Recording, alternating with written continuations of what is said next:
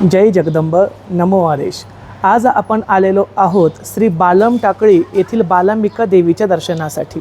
नगर जिल्ह्यामधील बालांबिका देवी देवस्थान हे बालम टाकळी गावचं एक सुप्रसिद्ध असं मंदिर आहे। चला तर मग आपण आतमध्ये जाऊन जगदंबेचं दर्शन घेऊया आणि या ठिकाणी नेमकी बालांबिका देवी कोण आहे, ती या ठिकाणी कशी प्रगट झाली आणि तिचं काय महात्म्य आहे ते सुद्धा आपण या ठिकाणी जाणून घेणार आहोत। या ठिकाणी हा प्रशस्त असा सभामंडप आहे आणि या सभामंडपाच्या समोर मध्यभागी आपल्याला ही दीपमाळ दिसते।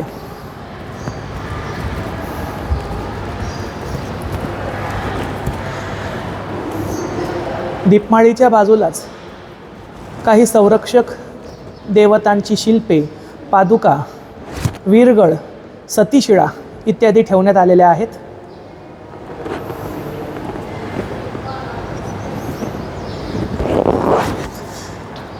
आणि या दीपमाळेच्या अगदी समोर श्री बालांबिका देवीचा मुख्य गाभारा आहे।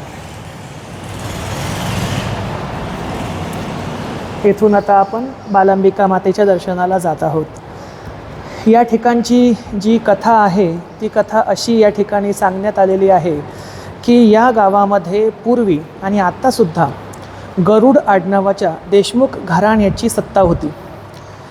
तर या देशमुख घराण्याच्या कुळामध्ये एक बाली नावाच्या मुलीचा जन्म झाला। जी बाली नावाची मुलगी लहानपणापासूनच देवी भक्त होती। तिला माहूरगडच्या रेणुका मातेची निस्सीम सेवा होती आणि रेणुका देवीचं मंदिर ह्या बालम टाकळी गावामध्ये असावं अशी त्या मुलीचा नेहमी तिच्या आईवडिलांपाशी हट्ट असायचा। परंतु तिची ही इच्छा पूर्ण होण्याच्या आधीच वयाच्या 8व्या वर्षी बाली नावाच्या लहान मुलीचा मृत्यू झाला आणि त्यानंतर तिला देशमुखांच्या स्मशानभूमीमध्ये नेऊन त्या ठिकाणी तिचा अंत्यविधी करण्यात आला। ही देशमुखांची स्मशानभूमी पुढच्या काही काळानंतर एका माळी समाजाच्या व्यक्तीने स्वतःच्या मशागतीसाठी घेतली। पिकवण्यासाठी शेतीचा उपयोग करायला सुरुवात केली। स्मशानामध्ये शेती करत असताना त्याला त्या ठिकाणी पाण्याची टंचाई जाणवली आणि त्यासाठी त्या व्यक्तीने स्मशानभूमीमध्ये एक विहीर खणण्याला सुरुवात केली। विहीर खणत असताना काही फूट खोल खणल्यावरती एक भव्य अशी शिळा लागली आणि त्या शिळेला त्या ठिकाणी असणाऱ्या टिकासाचा घाव बसला। टिकासाचा घाव शिळेमध्ये बसल्याबरोबर त्या शिळेमधून रक्ताची चिळकांडी उडाली, रक्ताची धार उडाली आणि हे सर्व बघून तो व्यक्ती त्या ठिकाणीच बेशुद्ध पडला। हा सर्व प्रकार जेव्हा गावकऱ्यांना माहीत झाला तेव्हा सर्व गाव आश्चर्यचकित झालं आणि सर्वांनी ती शिळा बघण्यासाठी त्या ठिकाणी धाव घेतली। त्याच रात्री गरुड आडनावाच्या देशमुख घराण्याचे जे मुख्य पुरुष होते, जे कर्ते त्या गावचे होते, त्या कर्त्यांच्या स्वप्नामध्ये बालू नावाची ती मुलगी, अर्थातच ती बालूबाई जी 8 वर्षाची असताना मरण पावली होती, ती गेली आणि तिने सांगितलं की त्या विहिरीमध्ये माझी माहूरगडची रेणुका माता आलेली आहे आणि माझी इच्छा पूर्ण करण्यासाठीच देवी या विहिरीमध्ये प्रगट झालेली आहे। आता तुम्ही तिचं मंदिर बांधा आणि माझ्या नावावरून म्हणजे बाली ह्या नावावरून देवीला बालांबिका असं संबोधा। आणि त्यानंतर सर्व गावकऱ्यांनी मिळून त्या विहिरीच्या जवळच या ठिकाणी श्री बालांबिका मातेचं हे भव्य पाशाने त्या काळामध्ये मंदिर बांधलं, जी माहूरगडची मुख्य रेणुका माता असून तिला या ठिकाणी बालांबिका असं सुद्धा म्हणण्यात येतं। या ठिकाणी देवीच्या या गाभाऱ्यामध्ये भव्य असा यज्ञकुंड आहे। पलीकडे विठोबा रखुमाई यांचे मूर्ती स्थापित आहेत आणि या ठिकाणी आपण श्री बालांबिका मातेचं अर्थातच रेणुका मातेचं दर्शन घेत आहोत। अतिशय सुप्रसन्न शेंदूरवर्णीय असा हा तांदळा आहे, भव्य शिळा आहे आणि या ठिकाणी देवीच्या चेहऱ्यावरती लखलख असं तेज आहे। या ठिकाणी देवीचे पुजारी सुद्धा आहेत, आपण त्यांचा परिचय घेऊया आणि ह्या देवीची काय नैमित्तिक उत्सव असतात किंवा नैमित्तिक पूजा कशी असते। बरोबर इथे काहीतरी हातावरती काठी घेऊन नवरात्रामध्ये बरेच भक्त नवस फेडतात असं आम्ही ऐकलं आहे। थोडक्यामध्ये या सर्वांची माहिती तुमच्या परिचयासहित आमच्या चॅनलला द्या। चालेल। सर्व मंगल मांगल्ये शिवे सर्वात साधिके शरण्ये त्र्यंबके गौरी नारायण नमस्ते। मराठवाड्याच्या सर राज्यात असलेले हे शेवटचं बालम टाकळी गाव आहे। अहिल्यानगरपासून हे शेवटी गाव आहे बालम टाकळी। इथून पुढं 3 किलोमीटर मराठवाडी सरहद्द सुरू होती। हे पूर्वी गाव सगळं विशेषच्या आतमध्ये होतं। हे सगळी ओढा होता, ही शेजारी सगळी ही जमीन होती, ही शेती माळ्याची होती। विहीर खणता म्हणजे गावात देवीचं मंदिर नव्हतं पूर्वीचं, पण गावात पूर्वी देवीचं मंदिर नव्हतं. पण एका म्हणजे देशमुख घराण्याची मुलीची इच्छा झाली की गावात देवीचं मंदिर असावं. तिने तिच्या इच्छा आईवडिलापाशी व्यक्त केली, पण काही कारणास्तव ते घरच्यांनी केली नाही पूर्ण. ती 11 वर्षाची असताना ती आनंदात विलीन झाली. त्या ठिकाणी पाठीमागे त्यांची स्मशानभूमी आहे. बरं. ते त्याचा पीजी वगैरे केला, पण तिची काही इच्छा पूर्ण न झाल्यामुळं ती त्या मुलीच्या आईच्या स्वप्न झालं की माझी काही इच्छा पूर्ण झाली नाही, तर देवीचं मंदिर म्हणजे एक असावं. बरं. तर मग इथं शेती होती माळ्याची. विहीर खांता इथं पूर्वी बारा होता. बरं. इथे खाली. हो, इथं म्हणजे विहीर खांता मग ते पाषाण लागला. तर मग ते काही केल्यानं ते काही वर निघत नाही.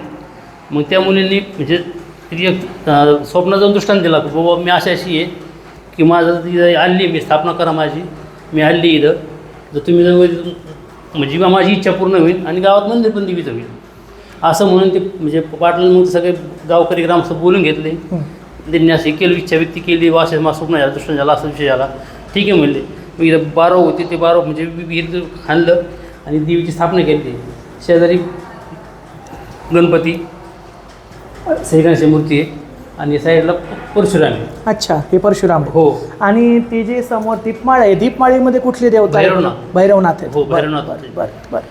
आणि काय काय उत्सव वगैरे असतात? पौष पौर्णिमेला देवीची यात्रा भरते. बरं.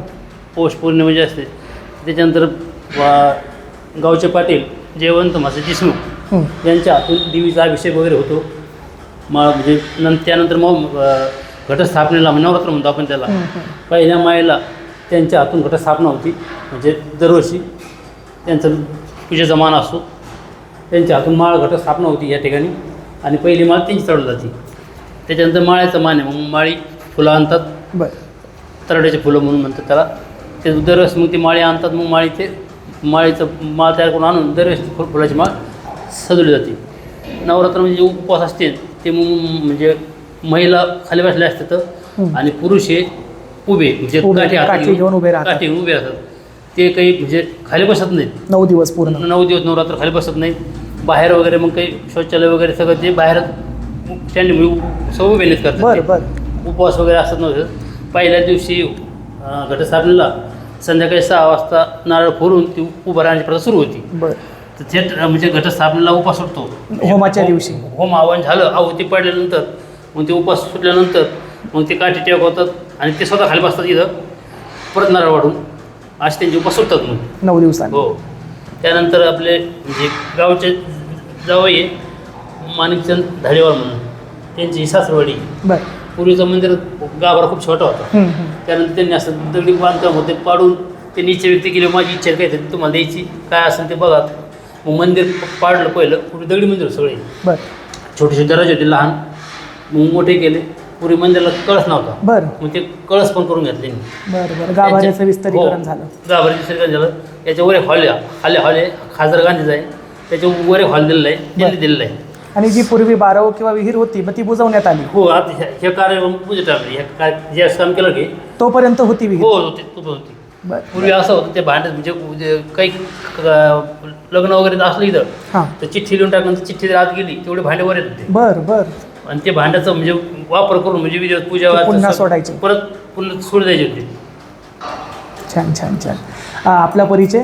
संतोष बाबूराव चिंचोलकर, आपण देवीची पुजारी. पुजारी. छान. तर या ठिकाणी संतोष दादा यांनी फार सुंदर देवीची माहिती दिली, आम्हाला दर्शन घडवलं, याबद्दल त्यांचे आभार व्यक्त करतो. अशाच निरनिराळ्या सुंदर माहितींसाठी, देवस्थानांच्या आख्यायिकेसाठी आपल्या जगदंबा देवी संस्थान देऊळगाव राजा या यूट्यूब चॅनलला सबस्क्राईब करा. चॅनलला सबस्क्राईब करून व्हिडिओ आवडलेला असल्यास लाईकसुद्धा करा, शेअरसुद्धा करा.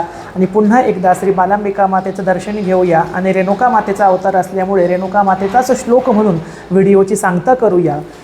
मुक्ता फले कुंकुम पाटलांगी संदेह तारानि करे विभाती श्रीमूलपीठा चलचूडिकायां त्वाम एकवीरा शरणं प्रपद्ये. बालांबिका माता की जय. रेणुका माता की जय.